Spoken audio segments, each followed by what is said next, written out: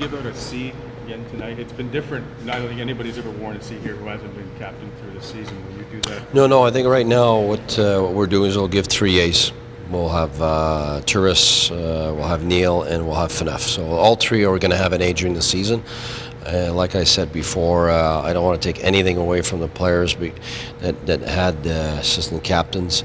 We just want to add and talk to Turris, and he's the first guy to say, Dion absolutely deserves. So what we're doing is, at home we'll keep Turris and Neil assistants, and on the road we'll keep Neil, and we'll just add Phaneuf as an assistant. So basically, Phaneuf and Turris are alternating captains from home and away. So it's not take away; it's the opposite. It's to add to what we already have. What's that say about the impact that Phaneuf has made? Oh, it's a huge impact. I think the organization did a terrific coup of being able to bring him in.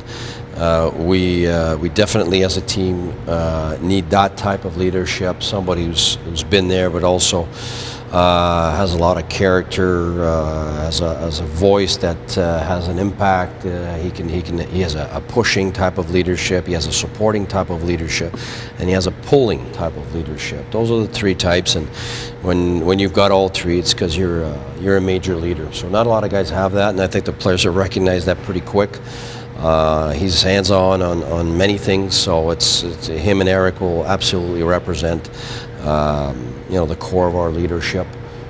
So we wanted to recognize that. I know the score doesn't mean Eric. Sorry? Can you help support Eric? Is that... Oh, you know what? What we often try to do is we want to pinpoint one guy, and if you got one good leader, you're in trouble. So when you look at championship teams and winning teams, what they've got in common, for instance, Chicago, that's the one thing that really stands out. Their leadership is outstanding. They got many guys there that are not just respected, but have an impact daily.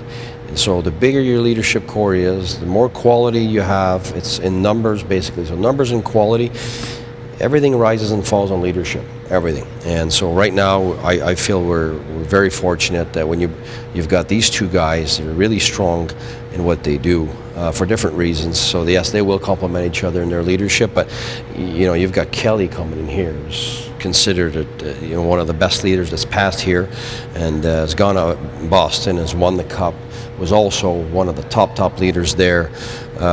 You bring him in, that also enhances our leadership. Broussard, who is part of leadership core in New York, has the background of a guy who's made it to the Stanley Cup Finals, also enhances our leadership core. I think we've improved in that respect, and those intangibles will certainly make a difference, because chemistry, relationships, leadership, those are the intangibles that make the difference. Is Zach Smith the right fit, I guess, to put with that line right now? Well, that's what we need time to look at, but definitely, he's done it last year. He scored a nice amount of goals that we'd like to see again, obviously, but that's not what we want to focus on with Smitty. Smitty was versatile enough last year to take over a big part of the load that was left vacant because of MacArthur being injured. And so right now with Clark again out of the lineup, definitely Smitty kind of knows how to take that part of the job and the intangibles that come with it. So he's also another guy that's recognized by our players as somebody that has a form of leadership. So I think in that respect, last year's difficulties are helping us this year, because now it's not something you hope he can do. He can. Is it better for us to have him play there, or is it better for us to find somebody that'll play with Broussard and Ryan, because they're doing terrific together, and have Smitty on another line and create more quality depth? So that's something we need to see in the next weeks. Any update on Clark? You know what? He's following the protocol, so that's all I could say right now. Is he here today? No. We want to make sure that he gets all the rest possible. And I think right now it's about rest, and then we'll see later on. And Mark Stone? Well, Mark Stone was on the ice today for a few minutes, and it went fine. So things are progressing well in his case. Matt Pumpel plays in both games. Is he another guy who has to seize the opportunities? Yeah, well, they all do. They're here to seize that opportunity, but definitely, everybody's aware of the status of his contract. He's somebody that that you can lose on waivers if he's being sent down. So we need to give him all the chances possible to show himself. He's done well. I threw him in at all kinds of situations, power play, PK. So we'll continue to do so and give him all the chances possible. He's playing again tonight. So no players are unhappy playing a lot of games to showcase themselves. And so that's what he's got up to now. So he's getting all the chances possible. Guy Smith à gauche, c'est candidat logique en ce moment avec les circonstances pour compléter de façon plus Oui, on va l'essayer, c'est clair, mais en même temps, quand on regarde notre équipe, est-ce qu'on veut mettre tous nos jeux dans le même panier ou est-ce qu'on a d'autres joueurs qui peuvent remplir une certaine partie de ce rôle-là, puis laisser Zach Smith avec Pajot parce qu'eux autres ont une superbe combinaison ensemble pour jouer contre la première ligne, pour nous amener de l'intensité, être premier sur la rondelle. Donc, ils nous amènent une troisième ligne qui est capable de compétitionner contre les meilleures équipes, parce que les meilleures équipes ont des superbe troisième ligne. Alors, il faut regarder, voir si on a les joueurs dans notre camp qui sont capables de remplir des rôles, qui vont faire en sorte qu'on a la profondeur nécessaire pour compétitionner contre les meilleures équipes. Alors, c'est ça qu'on va essayer de voir dans les prochaines semaines. Qui va où, puis pourquoi, puis quel look ça nous donne pour être la meilleure équipe possible. Nick Paul, qui a le potentiel d'être un joueur de centre, un gros joueur de centre qu'on recherche en Ligue nationale de hockey, puis continuer à le faire jouer à l'aile. Parce qu'à un moment donné, vous voyez remplir un rôle au centre, vous allez développer dans le... Là, en ce moment, dans son cas, c'est qu'il fait bien. C'est un gars qui est exceptionnel pour la protection de rondelles, mais je pense que son gabarit nous laisse croire qu'il doit absolument devenir bon aussi à l'aile. Parce que premièrement, ça lui donne la chance d'avoir deux possibilités de jouer, soit à l'aile, soit au centre. Donc, ça devient un joueur plus versatile. Alors, c'est pour ça qu'on joue à l'aile en ce moment. Quand on regarde nos centres, c'est difficile d'en tasser un. Tu as Kelly, tu as Pajot, puis tu as évidemment Brassard et Turris. Alors, on veut lui laisser une chance de faire l'équipe lui aussi. Donc, en le mettant à l'aile, ça lui donne une meilleure chance de se faire valoir.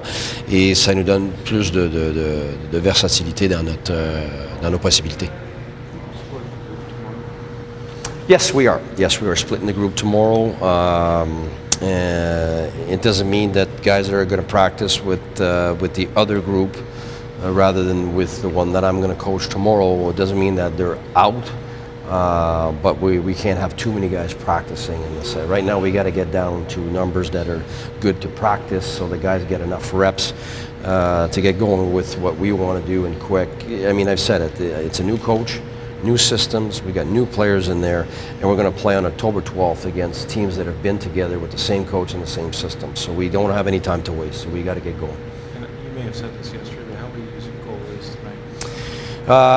Right now, we'll have Hammond and O'Connor, and they'll play both a part of it. Yeah, Anderson will be playing tonight. Had a personal issue, so we're going to let him take care of that, and we'll have him in the next games. From a systems and style of play point of view, were you happy with what you saw last night in Halifax? Well, it's the beginning. Happy, considering the little amount of time that you get, but definitely not satisfied. I mean, this first of all, a lot of our players weren't there. But I think those young guys, with the little time they got to try to figure out how we play, I think we started extremely strong. Then two things happened. They started to stretch us because we were very aggressive on them. We scored early because of that.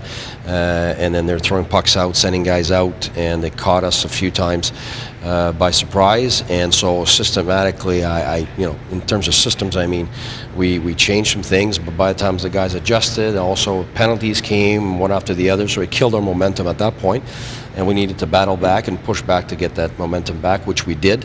So I thought the second part of the second period, slowly we were starting to get it back. And the third period, we were really, really good. We didn't give much, almost nothing in the third period, and we were very aggressive, and the guys pushed really hard, and we had a hard camp. That was the whole goal, and I wanted to see who would still be pushing in the last 10 minutes, and a lot of guys were pushing. So in that respect, I was very happy about that, absolutely.